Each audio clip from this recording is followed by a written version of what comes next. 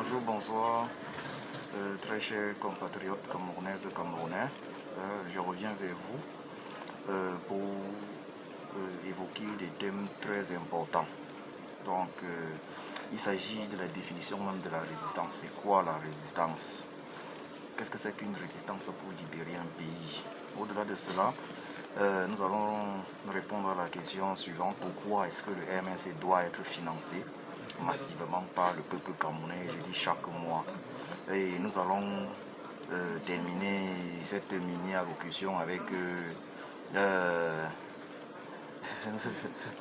bonjour, mon frère Kamoa la panthère. Ah ça tu le sais. Ok, ouais.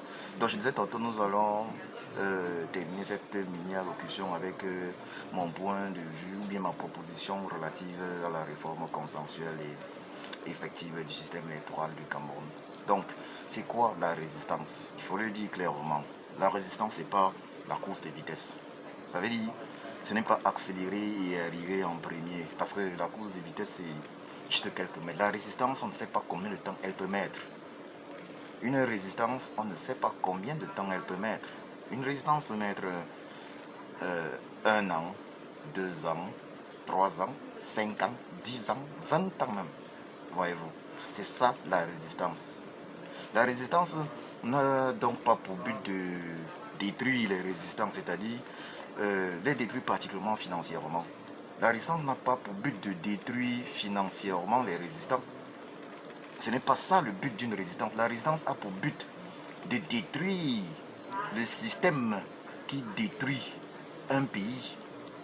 Donc la résistance camerounaise a pour but de détruire le régime Biya, de faire tomber la tyrannie Biya. Une tyrannie qui est vieille de plus de 50 ans en réalité. Donc, ce n'est pas de la rigolade. Et pour que cela fonctionne, que faut-il? Il faut que les résistants soient en même de continuer de résister. Est-il possible de résister sans finance? Non. Aucune résistance, je dis bien aucune résistance n'est possible de résister sans finance. Donc, la définition de la résistance, c'est donc cette capacité à pouvoir tenir 10, 15, 20 ans, 30 ans afin d'obtenir le résultat qu'on cherche. C'est ça la résistance. Pouvoir résister face aux injustices pendant des années. Et pour pouvoir résister, il faut les finances. Pour pouvoir résister, il faut les finances. Or, on a un problème sérieux avec les finances. On a un problème sérieux avec les finances. Il faut dire les choses comme elles sont. Le peuple camerounais a globalement laissé la résistance être autofinancée par les résistants, que ce soit les résistants de l'intérieur du Cameroun, de manière générale les militants du MNC et ses sympathisants, ou les résistants de la diaspora qui sont de manière générale les sympathisants du MNC. Le peuple a laissé donc ces résistants-là se battre tout seuls sur le plan financier. Mais ce que l'on oublie, ce que le peuple oublie, c'est que les résistants ne peuvent pas porter toutes ces charges financières sur leur dos tout seuls. La moindre des choses, je dis la moindre des choses, il faut le dire très clairement, la moindre des choses, c'est le financement. C'est le financement. Rien ne se fait sans le financement. Aucune guerre politique, je dis bien politique, ne se gagne sans le financement. Le lobbying doit être financé. Ça, c'est un truc très important. Le régime de Yaoundé passe son temps à utiliser des mallettes à financer son lobbying. Ça veut dire il contrecarre le lobbying de la résistance camerounaise par un lourd financement de son lobbying. Nous, la résistance camerounaise, est-ce que nous, on finance le lobbying? Nous n'avons pas les moyens pour financer notre lobbying parce que notre résistance camerounaise est financée juste par les âmes de bonne volonté, les résistants. Ce sont les résistants eux-mêmes qui financent le lobbying, alors qui financent. Ce n'est pas normal. Ce sont les résistants, ils financent tout, il faut le dire clairement. La résistance a besoin d'être financée et je le redis ici. Toute résistance sans financement est vouée à l'échec. Toute résistance sans financement est vouée à l'échec. Nous avons là le cas du... au Cameroun, nous avons la chance d'avoir une structure politique, l'unique d'ailleurs, le MNC. Le MNC est au Cameroun. Il n'y a aucune autre structure politique, que ce soit sur le territoire camerounais ou dans la diaspora, aussi puissante que le MNC. Et pour vaincre une tyrannie, il faut une structure politique telle que le MNC présente sur l'étendue du territoire. Le MNC du président élu, son excellence Kamto Maurice alias Sage, est en fait le digne héritier de l'UPC des Oumniobel. Le MNC est en réalité l'autre ANC. Le MNC, c'est l'ANC de Nelson Mandela. Le MNC du président élu, son excellence Kamto Maurice alias est l'ANC de Nelson Mandela. Et il faut le financer. Certains m'ont demandé pourquoi je demande à financer le MNC, pourquoi je propose plutôt que le MNC soit financé, au lieu que prioritairement d'autres organisations, il y en a d'ailleurs, et qui font d'ailleurs également du bon travail de la diaspora, ne soient financées. Je ne demande pas que les autres organisations ne soient financées, mais le MNC doit être prioritairement financé. Pourquoi? Parce que le MNC est la seule structure politique, la seule organisation capable de lancer des manifestations sur l'étendue du territoire camerounais. Et je ne suis pas en train de parler sans des preuves. Les faits sont là. Depuis qu'il y a eu des manifestations au Cameroun, les seules et uniques manifestations au Cameroun, il faut le dire clairement, les seules et uniques manifestations au Cameroun ont été lancées par le MNC. Et son président, qui est par ailleurs le président élu du Cameroun, son excellence Kamto Maurice alias Sage. Ça veut dire que la seule et unique structure capable de lancer des manifestations au Cameroun, c'est le MNC. Et par conséquent, elle doit être financée. Le MNC, d'ailleurs, prend en charge tous les prisonniers politiques, qu'ils soient militants du MNC ou juste sympathisants du MNC. Il les prend en charge. Ça veut dire que la seule et unique structure qu'on puisse financer pour que les prisonniers politiques soient pris en charge, c'est le MNC. C'est le MNC qui doit être financé. Mais parfois, les uns et les autres ont l'impression que le financement du MNC, voilà, le financement du MNC pour les prisonniers politiques doit s'arrêter juste aux prisonniers politiques actuels. Mais ce qu'on oublie, c'est que ils sont nombreux les prisonniers politiques qui, après la prison, n'ont plus de travail, ils n'ont pas de travail. Ils sont nombreux qui ont vu leur business détruit. Qu'est-ce qu'on fait de tout cela? Le peuple doit financer, et c'est mensuel. Les prisonniers politiques doivent être pris en charge chaque mois. Ceux qui sortent de prison, après plus d'un an, après un certain temps, après avoir perdu leur job, ils sont nombreux. Ils n'ont plus la possibilité de s'insérer dans la société. Ils n'ont plus la possibilité de s'en sortir. Que fait-on d'eux? C'est le peuple, c'est nous le peuple. Le peuple doit financer cela. Et le peuple doit le faire à travers le MNC. Le MNC doit être financé chaque mois. J'ai déjà dit ici, 100 francs par mois.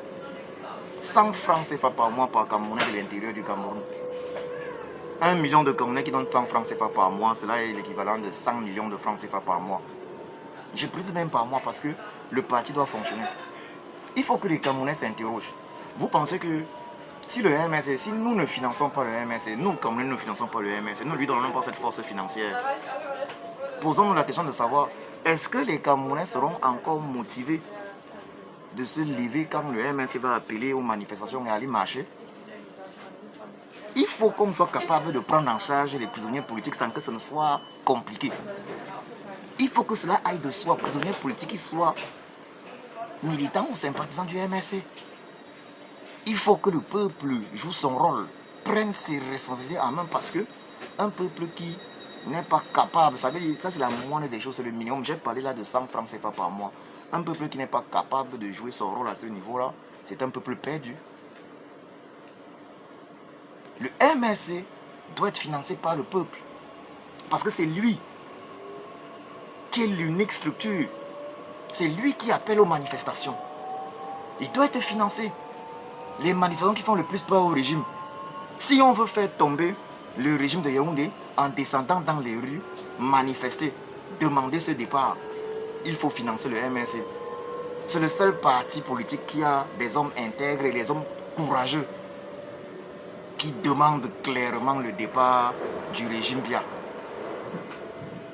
C'est le MNC qui a lancé la résistance. Le MNC et son président, le président élu, son excellence Kamto Maurice alias Sage, qui a lancé la résistance camerounaise au Conseil constitutionnel avec l'affaire des 32 PV. C'est le MNC qui l'a fait. Avant, il avait fallu que le président élu, du haut de son courage, il avait fallu que Papa Kamto Maurice, alias Sage, courageux qu'il soit, dise clairement: j'ai marqué le pénalty.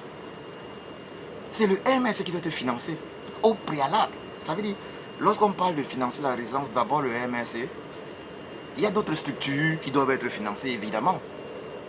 Que ce soit dans la diaspora, ceci, mais le MSC est la priorité. Si le MSC tombe, parce qu'il faut qu'on soit très clair, si le MSC tombe, la résidence est terminée. Parce qu'il n'y a aucune autre structure de la résidence capable d'être aussi présente aussi par exemple sur le terrain au Cameroun que le MSC. Il n'y a aucune autre structure de la diaspora capable de jouer un rôle important sur le terrain, sur les terres camerounaises. Pour appeler les Camerounais à descendre dans les rues, il faut d'ailleurs même à un moment donné, financièrement être capable de supporter certaines choses. On a même dit on voulait appeler aux villes mortes. Même pour appeler aux villes mortes à un moment donné, il faut avoir une capacité financière. La résistance dont on parle là, ce n'est pas une histoire d'un jour.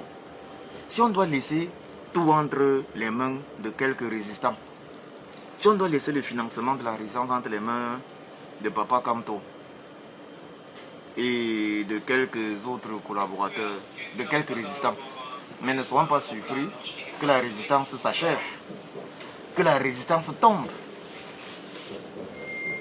Résister, ce n'est pas une course de vitesse. Il faut les moyens pour résister. Et pour qu'il y ait les moyens pour résister, il faut que chacun, il faut que le peuple donne sa part, contribue. Et on ne demande pas de grosses contributions. J'ai dit là, si 1 million de Camerounais donne 100 francs CFA, chacun. Si chaque Camerounais, ça veut dire, je pense même 1 million de Camerounais, si chacun donne 100 francs CFA, ça fait 100 millions de francs CFA. Si dans cette diaspora-ci, chaque Camerounais, je prends seulement 100 000 Camerounais, si 100 000 Camerounais de la diaspora donnent 10 euros, 10 euros par mois, c'est 1 million d'euros. Et c'est comme ça qu'on change un combat. L'argent joue son rôle. Je dis même au niveau du lobbying. Vous ne pouvez pas, on ne peut pas, c'est compliqué. On ne peut pas gagner le régime Biya sans penser au volet financier. Et le volet financier, ce n'est pas une histoire d'une fois en passant, un jour en passant, c'est quelque chose de permanent. Les sacrifices financiers doivent être permanents, constants. Les sacrifices financiers doivent être constants. Puisque les prisonniers politiques, ils sont là en prison chaque jour, c'est chaque mois. Donc on doit aussi faire des sacrifices financiers de manière permanente. Même dans le cadre du lobbying, puisque le régime de Yaoundé, lui, il utilise notre argent, l'argent des Camerounais, des caisses de l'État du Cameroun de manière permanente pour contrecarrer notre lobbying. On ne peut pas parler de résistance sans se pencher sur le volet financier, sans se poser la question de savoir comment est-ce qu'on fait afin que les résistants ne soient pas ruinés. Parce que la stratégie du régime Biya, de l'adversaire, de l'ennemi, c'est d'essouffler, c'est d'asphyxier, d'essouffler financièrement le MSC et la résistance. Et effectivement, le régime Biya a compté, et depuis là, dès le départ, il a misé sur le temps, que les gars vont se fatiguer. Financièrement, ils vont se fatiguer. Financièrement, ils vont se fatiguer, ils auront besoin de passer à autre chose parce qu'ils n'auront plus les capacités financières. C'est de ça qu'il est question. Comment contrer une résistance? L'essoufflement, l'asphyxie financière. Ça, c'est la stratégie la plus simple. Et comment est-ce qu'une résistance se fait pour être indestructible? Elle s'arme financièrement. Elle se donne les moyens financiers. La survie d'une résistance dépend du financement. Je le redis encore, la survie d'une résistance dépend du financement. Or, dans notre cas, qu'est-ce qu'il faut financer? Quelle est la structure qu'on a qui se bat sur place au Cameroun pour que le peuple soit libéré? C'est le MSC. Alors il faut financer ce MSC. Je répète encore, il n'y a que le MSC qui appelle aux manifestations au Cameroun. Et ce n'est que lors des manifestations appelées par le MSC que les militants ou sympathisants, que les manifestants sont arrêtés. Ça veut dire que c'est le MSC qui fait mal à ce régime. Il faut le financer, il faut lui donner des capacités. Voyez les avocats du MSC, lorsqu'on regarde les maîtres Fabien Kenyé, ils travaillent, ils bossent. Mais il faut les financer, il faut financer. Vous voyez, regardez les honoraires et tout. Ils prennent, ça veut dire, ils mettent de côté leur boulot, ils bossent pour nos prisonniers politiques. Mais ça, c'est un travail énorme. Il faut financer cela parce que sur la durée, c'est compliqué. Il ne faut pas oublier ça. Les résistants, j'ai par exemple des maîtres qui sont prêts à faire tout. Mais n'oublions pas que si finalement, en défendant les militants et sympathisants du MNC prisonniers politiques chaque jour, il n'a plus moyen de gérer, de défendre d'autres clients pour gagner de quoi nourrir sa famille. Alors ça va s'éteindre. Alors il n'aura plus la capacité de défendre ses prisonniers politiques. Les finances, c'est la base de tout. C'est la base de tout. Je vais prendre le cas d'un autre militant du MSC, le sénateur Fauting, qui a eu un accident. Ils ont eu un accident sur la route en provenance de la prison de Yoka. C'est de Yoka, si je ne me trompe pas. Voilà. De Yoko, ou c'est Yoka, voilà. En provenance de cette prison-là, je ne sais pas, il est possible que, d'ailleurs, même leur véhicule ait été saboté pour qu'il y ait cet accident par les forces obscures du régime Bia. Mais regardez, il y a eu cet accident. Il a mis son véhicule en route, accident de voiture. Ça se passe comment? Il faut gérer ça. Est-ce que l'objectif c'est de ruiner les combattants? C'est de voir les combattants être ruinés? Si les combattants sont ruinés, si les résistants sont ruinés, alors le combat va avancer comment? Alors la résistance va tenir debout comment? Parce qu'on parle de résistance. On parle là de résistance. Une résistance où les résistants sont ruinés. Les résistants, là, ils auront encore la force pour combattre comment? Puisqu'ils n'ont plus les moyens.